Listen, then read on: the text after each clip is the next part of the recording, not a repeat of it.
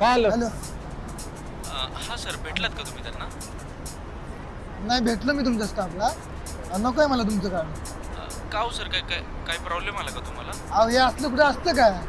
अहो तुमचा तो स्टाफ मी तिथे येऊन थांबलो डॉक्युमेंट घेऊन, तासभर तो बिड्या मारायला आणि नंतर आल्यावर म्हणतो काय की तुम्ही कंप्लेंट का केली, तुमचा मी फॉर्मच भरणार नाही. ज्या कोणाला सांगायचं त्याला सांगा. तुम्ही कामावर घ्यायच्या आधी इंटरव्ह्यू वगैरे घेत नाही का? Sorry sir, sorry. आणि जरा शिकवा ना कसं बोलायचं क्लायंटशी. सॉरी सर, बघतो मी.